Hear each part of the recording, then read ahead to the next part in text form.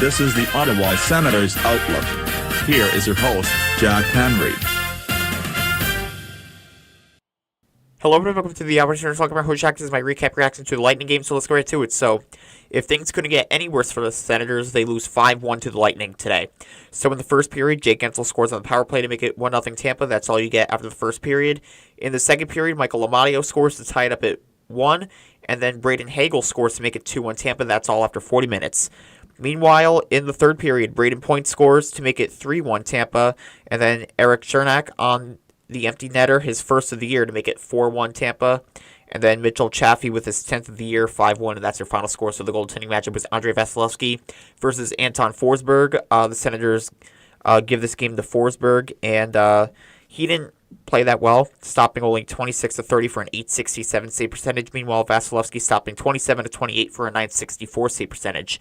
So the Senators here just, I don't know. I mean, Brady Tkachuk got hurt in the middle of the game. He went back on the bench, fortunately, but they went 11 forwards and 7 defensemen, so Matt Paulo got some minutes as the 7th defenseman. Shane Pinto, hopefully not out long-term. Travis Green said he might not be. Josh Norris, we'll see what happens there. But they were truly missing those two guys because they were able to drive a lot of play, especially Pinto. And losing Tkachuk, I mean, that's losing Tkachuk. I mean, what else can I say there? But with the loss, the Senators are 29-22-4, so they're still at 62 points. And now the Lightning are at 62 points. They're 29-20-4, so they actually take back the division spot from the Senators through points. The Senators did not show up in either game.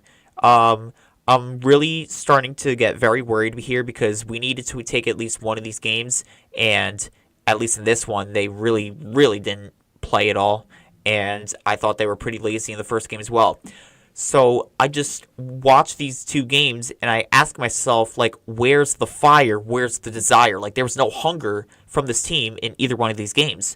I'm not going to get too caught up in my emotions in this one because there's a game against Florida. They need to win that, and that's going to be a pretty tough one, even tougher than the Lightning, in my opinion. So only time will tell what happens there. Who knows if Shane Pinto will come back.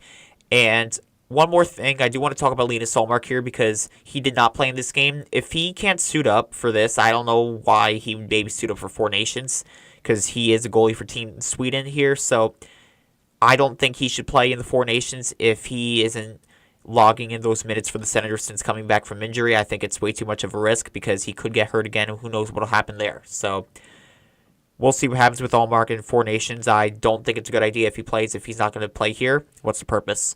So the Senators really need to figure it out here because that's 2 losses in a row to a pivotal division opponent in the Tampa Bay Lightning. They're in a wild card spot now, and things are only going to get tougher from here if they can't figure it out. The offense needs to find out how to score, basically, and the power play, atrocious once again. So that too, and they didn't help themselves out with the penalties as well because, again, Tampa scoring on the power play again.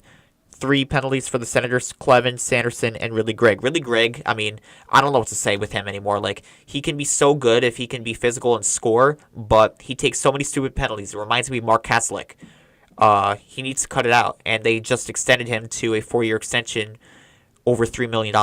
So I'm expecting a little bit more from him and everybody, too. So we'll see what happens here. I'll have a preview for the Panthers game coming out Saturday at midnight, so be on the lookout for that.